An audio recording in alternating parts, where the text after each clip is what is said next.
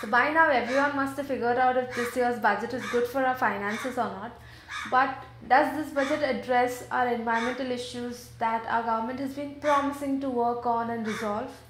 With the pandemic followed by so many citizen protests across India, this budget turns out to be one of the most important budgets of our times. So let's hear the environmentalists analyze the budget and let's see if the government is actually serious about taking climate action. हमारी जो उम्मीदें थी, central government ने जो budget तैयार किया था और हम ये उम्मीद करके चल रहे थे कि एनवायरनमेंट जो सेक्टर है, एनवायरनमेंट खासकर एयर पोल्यूशन और इसके अलावा वाटर पोल्यूशन या ओवरऑल जो एनवायरनमेंट मिनिस्ट्री का बजट है वो कुछ बढ़ाया जाएगा, क्योंकि जिस तरह से एनवायरमेंटल पॉल्यूशन या एनवायरमेंटल इश्यूज लगातार बढ़ते जा रहे हैं, उधर ग्लोबल वार्मिंग और क्लाइमेट चेंज, ये सब जो हमारे एजेंडाज हैं, जो ग्लोबल एजेंडाज हैं जिन पे सभी देशों को काम करना है, तो हमें उम्मीद थी कि ये बजट बढ़ाया जाएगा। अल्टीमेटली इस बारे में काफी डिस्कशंस हो रहे हैं, तो उसके बावजूद भी 200 करोड़ अराउंड बजट को कम किया गया है, जो एनवायरमेंट मिनिस्ट्री का बजट है। Well, frankly, given that there hasn't been, much response to the ongoing agitation by farmers, one was really kind of, wondering what would really be in store in the budget, because they have not given any assurance to farmers in terms of, explaining the farm bills or even responding to the request of the farmers. So I was really not looking for, anything dramatic. But in terms of what is actually panned out, it's also kind of a little bit disappointing in terms of, not really much done there to assuage the concerns of farmers, or even in terms of increased, allocations for agriculture, because that's the only sector, given the pandemic situation of last year, that's the only sector which has shown, good performance last year. When you say positive measures, there are a couple of them, like say this support for perishable commodities. So that used to cover just tomatoes, onions, and potatoes, and that's now been increased to cover some 22 perishable produce. So, which is good. But how the major challenges in terms of these is also the infrastructure support that is made available in terms of, the supply chain that is developed to make it a viable process for the farmers in terms of the returns that they will get from the processing of their harvest and their produce. The other point which was announced was for the agriculture produce marketing committees to get access to the agriculture infrastructure development fund. Is a fund that was announced last year following COVID. So that's kind of, sending the message that yes, the agriculture APMCs are going to continue as a part of the system, which is again one of the concerns of farmers, following the farm legislation, whether APMCs are going to be phased out. But that is also a positive feature. But the government has not announced setting up of more APMCs, which is, what is ideally required, so that, farmers will have, more and more farmers will have access to such regulated markets if the number of APMCs increase. Because that again is where the National Commission on Farmers had said it should be, farmers should have access to APMC in a 5-kilometer radius. Right now, most APMCs are in the block headquarters, and it may be as much as 30-40 kilometers for a farmer, from a farmer's village. But there is nothing about increasing the number of APMCs. There is a little bit of increase in allocation for agriculture credit, but the ground situation is that the access to institutional agriculture credit is by a very small percentage of the population even today. The large majority still depend on the informal sector for credit. So I wouldn't go much by that. And yeah, other than that, there isn't really anything dramatic or something to really laud the budget. If you look at what the Farmers Commission, National Commission on Farmers had recommended, so it is the cost C2 plus 50%. So cost C2 is your entire actual cost of production, cost of inputs and cost of labor, including family labor, and also a notional cost for the land.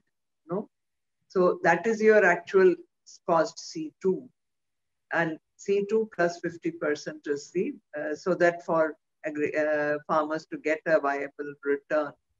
Whereas what has been what the government is offering is it's only with the basic cost of production, not taking into account the cost of your asset or the land. So that's always been the case. Even though they have been announcing increases in MSP, this has not happened. So it's unless one needs to really understand what was actually recommended and how this will really benefit. The other challenge I find with that is that how many farmers really end up selling at MSP, so that's the other area which needs to be addressed in terms of improving our market infrastructure, market access, so that more and more farmers can sell their produce at the MSP. So you need the MSP, has to be a viable amount that covers, that is remunerative for the farmer, and for farmers to be able to sell at the price and get that return. Right now, the situation is that, again, like in a lot of parts, many parts of rural India, the chunk of the produce, like farmers will not, because of lack of access, lack of transport facility, they end up selling to a middleman or an intermediary, and it is that person who then sells it at the APMC or to anyone else. So the farmer does not, a majority of the farmers do not get the MSP as of today. And so I think there is something which needs to be done in that direction, which there are no such plans or measures in that area. There has been no increase in PM Kisan also. So PM, I think a major challenge like in our system is also in terms of the delivery. And are the really needy getting the PM Kisan and the allocations being made under also this PM Asha and all that? Because you also get to hear of people not really deserving it, ending up getting it. So like even I have had colleagues of mine who have land back home saying that their account has been credited with this PM Kisan. And there would be again, many small farmers who wouldn't be getting it. There is also this demand that even tenant farmers should get the support of PM under the PM Kisan, which has not been addressed. Because again, a lot of farmers here in India cultivate under taking land on lease, and so where besides meeting the cost of production, they also have the lease rental that they have to pay to the landowners. So definitely they would also, ideally they should also be included in the ambit of the PM Kisan scheme. And so given that there's not much change in both the allocation as well as looking into this delivery aspect, I think it's not really going to make much of a marked difference. These days we hear quite a bit about this idea of Atmanirbhar Bharat. So this government have actually gone to the extent of taking environmental sustainability as one of the central pillars to achieve Atmanirbhar Bharat. One might really wonder how is this government combining both this crony capitalism and environmental sustainability together, given the challenges that we have, is much higher in terms of environmental sustainability. Union budget is one of the pointer towards understanding the vision of the government. So let's have a look at the union budget, particularly from the point of view of water, sanitation and solid waste management sector. This is my area of interest.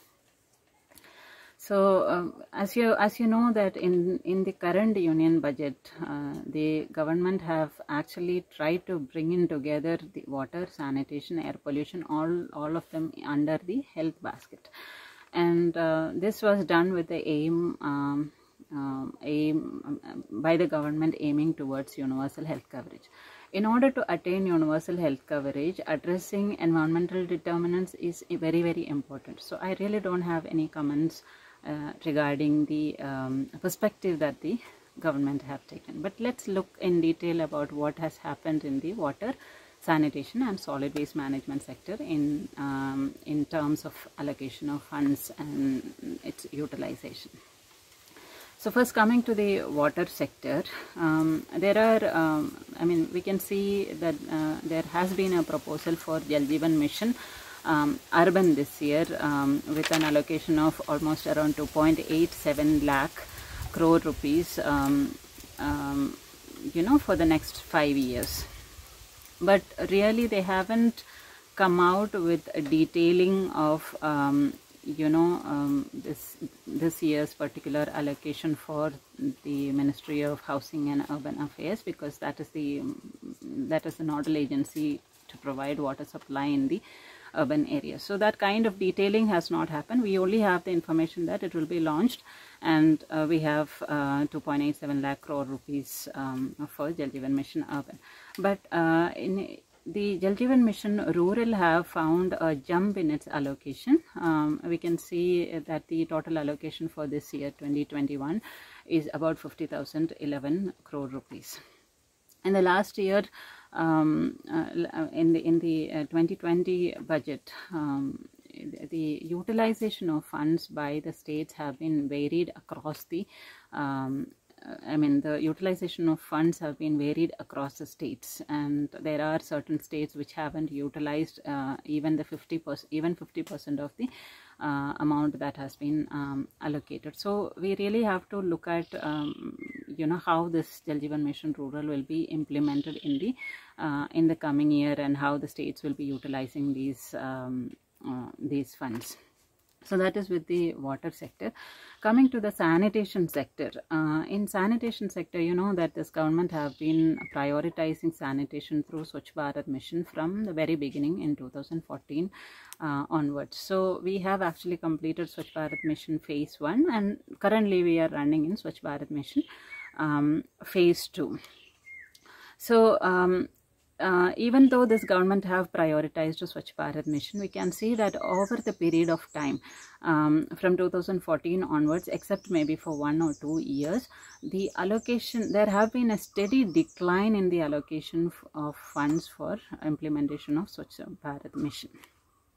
In SBM2, the government have actually allocated around 1.41 lakh crore rupees for the next 5 years. And if you are to look at the allocation for the proposed year and the current year, it's almost the same for both rural SBM and the SBM urban. So for the rural, it is 9,994 crore rupees, and for the urban areas, it is 2,300 crore rupees. Though the revised budget for the running year is a little bit lesser than this. This is the budget estimate that I'm speaking about. The budget estimates for the current running year and the proposed year is almost similar. So in the first phase, we can see that the emphasis for Swachh Bharat Mission was given towards the towards attaining the status of open defecation free status for the country. So you could see a frenzy of toilet construction across the country for the last 4 years during the first phase of Swachh Bharat mission, and the government have in 2019 declared that rural India is completely or 100% open defecation free. In the second phase, what the government is trying to do is to complete the sanitation chain. So, so in most of the urban and rural areas, we have single pit systems and septic tanks, all of these things. All of these containment structures require the fecal matter to be kept to be taken for the secondary treatment in order for the country to be safe in terms of sanitation, or in order to reach the sustainable sanitation, you need to complete the sanitation chain. So in SBM2, the focus is given much more for the fecal sludge management and wastewater treatment, etc. In the rural areas, it might not be that big of a deal because in many places the design which has been promoted by the government for treatment of the waste management, I mean the toilet waste, is mainly the twin bit structure. So for that, secondary treatment is not required. But then there are issues with that, because not all geographical areas is conducive for the twin bit structure, and if there is a faulty design for the twin bit structure, then further treatment of the waste is also required. So the mostly the fecal sludge management, wastewater management, everything is becoming a major issue in the urban centers rather than in the rural areas, even though in rural areas also it is important. So so there is a little bit of a focus to the urban this year in the SBM2. We can see that along with this secondary waste management and completion of sanitation chain, solid waste management is also coming under this same basket. So the emphasis, however, in solid waste management is mostly towards bioremediation of the legacy dump sites and segregation of garbage in the households and reduction of single-use plastics. All of these things are becoming important in terms of solid waste management. In 2016 waste management and handling rules, we know that it's not just the the urban local bodies that is important in treating waste. There are other ministries and departments that is playing crucial role in the management of waste in the country. So one of the allocations, additionally in the budget document, we can also see that there is an allocation for Ministry of New and Renewable Energy. There are 2 sets of allocation for biopower. I think these 2 sets of allocation will have to do with the biomethanation plants, that is the biogas plants, and the waste to energy plants. So the allocation is around 70 crores and 90 crores like across these 2 biopower systems. So you can see a slight increase in both of these areas in biopower generation when you consider or when you compare with the last year's budget. In the recycling sector, you can see that the copper recycling is going to take pace in the coming years, because there have been a reduction in the import duty for copper. So we can kind of expect some kind of a boost in the copper recycling industry. So in all of these allocations, what we see is that there is a possibility of private investments in all of these areas that the government is focusing in the coming year. That is the completion of the sanitation chain, as well as in the solid waste management sector. The possibility of private investment coming in is much higher. So I personally believe that this government is much more focused on the sanitation economy rather than environmental sustainability or the welfare of the people. So how do I come to this this understanding? So if you really look back into the allocation by the government towards the sanitation worker, this is a pandemic year. Sanitation workers have been in the front lines of to fight COVID. So ideally, we would expect a government to support them, support the sanitation workers, and give much more priority in the budget allocation. But what we see here really is there have been a cut in the allocation for rehabilitation of manual scavengers and support for the sanitation workers. This gives a clear indication of clear indication that even though the government is aiming towards universal health coverage, the implementation is going to be discriminatory in nature. And in the government's position is that more than environmental sustainability per se, the government is actually focusing on improving the sanitation economy, and the welfare of people and environmental sustainability is coming as an offshoot to the improvisation or offshoot to the boosting or revival of the sanitation economy. So in a way, this actually gives us a clear idea about where this government is moving towards in terms of environmental sustainability and how they are combining the crony capitalism and the environmental sustainability. One of the problems that all cities face across India is the so-called traffic problem. Now, what does this traffic problem really mean? What it means is that in cities large and small, you have a tremendous increase in the number of personal vehicles, and this number which exceeds the capacity of the city to really accommodate these vehicles, and this causes several problems. One of them is traffic congestion.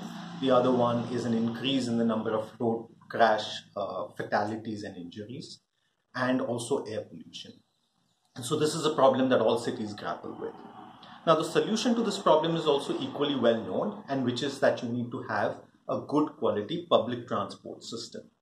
And typically, once a city reaches a population about 5 lakhs or 500,000, you really need to start thinking about this public transport system. Until then, you can sort of get by walking, cycling, or informal modes of transport such as shared autos and shared rickshaws. Once you get to this 500,000 mark, however, you need to start thinking about having a bus system. You don't need that many buses. A small fleet usually suffices and usually runs on some of the main corridors of the city.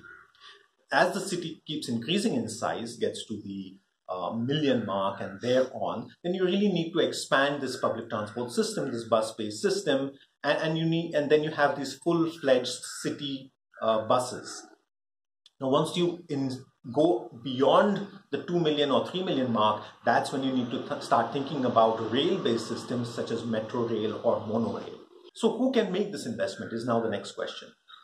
So the money needs to come either from the city government, the state government, or the union government.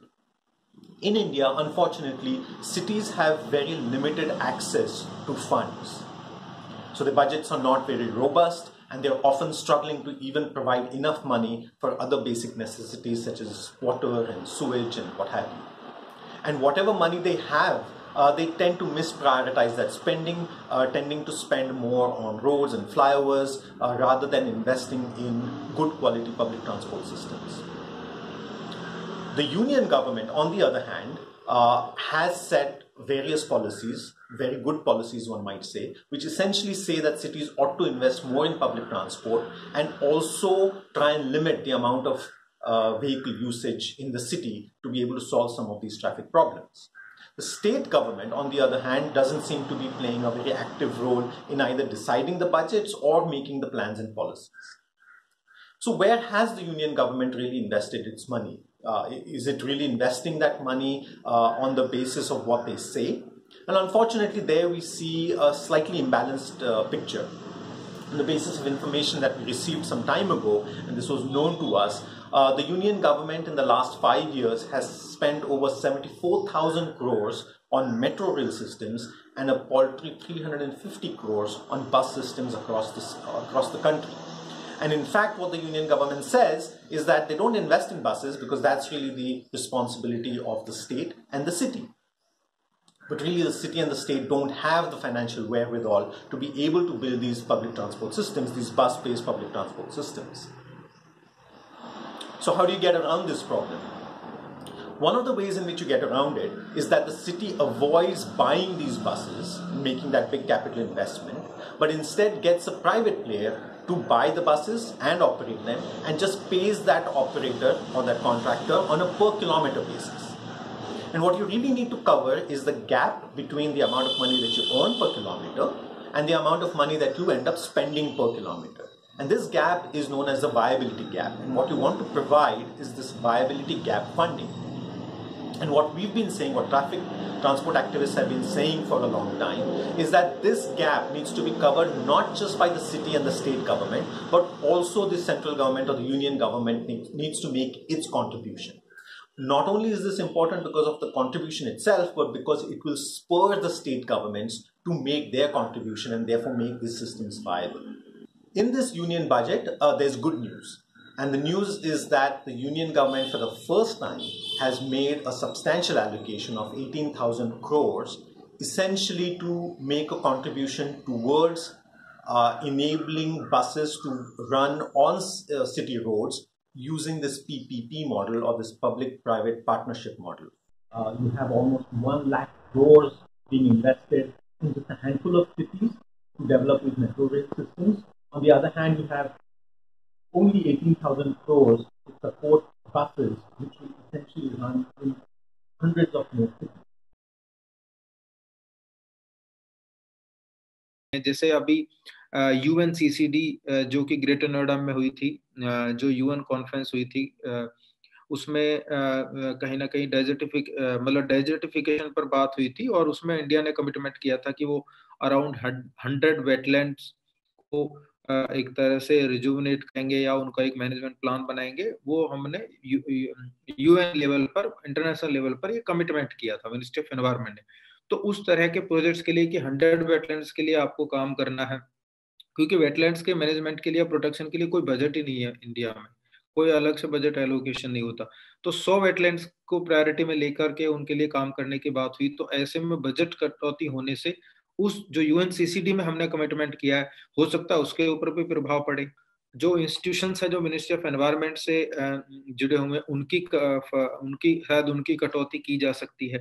तो उनकी कटौती करने से ये नहीं कि उनकी salary में कटौती की जा रही है या उनकी सैलरी कम की जा रही है। उनकी कटौती करने से या इंस्टीट्यूशंस को पैसे कम देने से जो उनके प्लान है उनमें उनको अगर हम वापस ले लेंगे, अगर लिया जा रहा है, क्योंकि बहुत सारे ऐसे प्रोजेक्ट है जो ग्रांट के बेसिस पे ही चलते हैं। सपोज कोई रियल टाइम मॉनिटरिंग प्रोग्राम है या कोई फंडिंग प्लान है कि डॉल्फिन का जो स्ट्रेच है, गंगा नदी है जो यूपी में बहती है, उस स्ट्रेच को इकोलॉजिकली उसको एक तरह से और रिवाइव करने के लिए, बेहतर करने के लिए कोई प्लान था या प्रोजेक्ट था, उसकी कॉस्ट कटिंग हो सकती है। तो मेरा कहने का मतलब है कि इस बजट कटौती केवल फाइनेंशियल टर्म्स में ही नहीं देखी जा सकती। अगर मिनिस्ट्री ऑफ एनवायरनमेंट का बजट कटता है या कम किया जाता है या उसमें उसको रिड्यूस किया जाता है, तो उसका इफेक्ट हमारी ओवरऑल इकोलॉजी और इकोलॉजी नहीं ह्यूमन हेल्थ पर पड़ेगा। और वाइल्ड लाइफ के जो इश्यूज हैं, वाइल्ड लाइफ से रिलेटेड इश्यूज हैं, या फॉरेस्ट की जब बात कर रहे हैं, फॉरेस्ट को बढ़ाना है या फॉरेस्ट या हमारे जो वाइल्ड एनिमल्स हैं उनकी प्रोटेक्शन या उनके कंजर्वेशन की बात है, उन सारे मामलों में एनवायरनमेंट, एयर पॉल्यूशन, ग्रीनरी और तमाम पॉल्यूशन कंट्रोल, इन सब पर प्रभाव पड़ता है अगर हम मिनिस्ट्री ऑफ एनवायरनमेंट का बजट कम करते हैं। हमारी कोशिश है कि जो national climate change action plan है उसको प्रॉपर इम्प्लीमेंट किया जाए, और वो मनमोहन सिंह जी की पहले टर्म के दौरान ये सब चीज़ें इंट्रोड्यूस हुई और इंटरनेशनल लेवल पर जो हमारी कमिटमेंट्स हैं उनके बाद ये सब चीज़ें तय की गई और इस पर कुछ काम हुआ है। तो और इसके अलावा जो एक फंड है एडेप्टेशन फंड, वो बहुत कम है। देखिए क्लाइमेट चेंज के इफेक्ट्स दिखने शुरू हो गए हैं और उसको बढ़ाने की बजाय कम कर देना, इससे कहीं ना कहीं लगता है कि हम उसको लेके संजीदगी हमारे अंदर नहीं है और हम उसको प्रायोरिटी में नहीं रख रहे हैं, जबकि उसको प्रायोरिटी में रखना चाहिए। और जैसा अभी क्लाइमेट चेंज प्लान जो स्टेट्स ने बनाए थे, जैसे ऑलमोस्ट सभी स्टेट्स ने लगभग 4-5 साल लग गए थे उस चीज को बनाने में, और 2014-15 तक सभी स्टेट्स ने अपना क्लाइमेट चेंज प्लान बनाया और सेंटर को भेजा कंफर्म करने के लिए कि उसमें कोई सुधार तो नहीं किए जाने। और जैसे ही वो फाइनल हुआ, कुछ स्टेट्स ने इस पर काम करने की कोशिश की, तो एक तो उनके सामने बजट का क्राइसिस आया, दूसरा रिवाइज करने की बात सामने आ गई, तो उसको रिवाइज किया जा रहा है। पहले तो बनने में कई वर्ष लग गए, उसके बाद उसको रिवाइज किया जा रहा है, और तीसरा उसके लिए कोई स्पेसिफिक फंड भी नहीं है। सबसे पहले हम उन स्टेट्स को आइडेंटिफाई कर लें जो हमारी प्रायोरिटी में आ सकते हैं, जो ज्यादा ज्यादा प्रभावित हो सकते हैं। जैसे कोस्टल एरियाज हैं हमारे, आप देखिए कोस्टल एरियाज में क्लाइमेट चेंज का सबसे ज्यादा इफेक्ट देखा जा रहा है और आगे देखा जाएगा। तो सबसे पहले उनसे हम बजट मांगे, कुछ उसमें स्टेट गवर्नमेंट कंट्रीब्यूट करे, कुछ सेंटर करे। सेंटर की रिस्पॉन्सिबिलिटी ज्यादा हो जाती है क्योंकि सेंटर के पास रेवेन्यू भी ज्यादा आता है, उनके पास ज्यादा रिसोर्सेज है, और स्टेट के अपने लिमिटेड रिसोर्सेज है। तो इसलिए इस बजट को इस तरह एलोकेट नहीं किया जाना चाहिए कि सेंटर के पास जो थोड़ा बहुत बजट बचा उसको खाना पूर्ति के लिए स्टेट्स को दे दिया।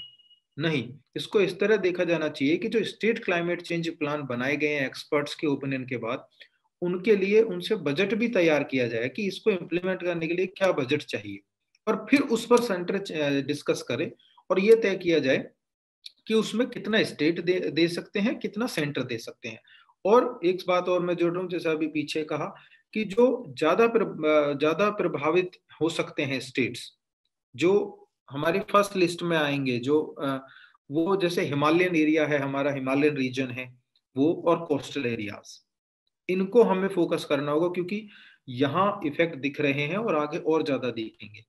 That's it for today. I'll see you next Tuesday. Until then, let's do what we can. I hope you started taking climate change seriously, and I hope you've started making some changes in your lifestyle.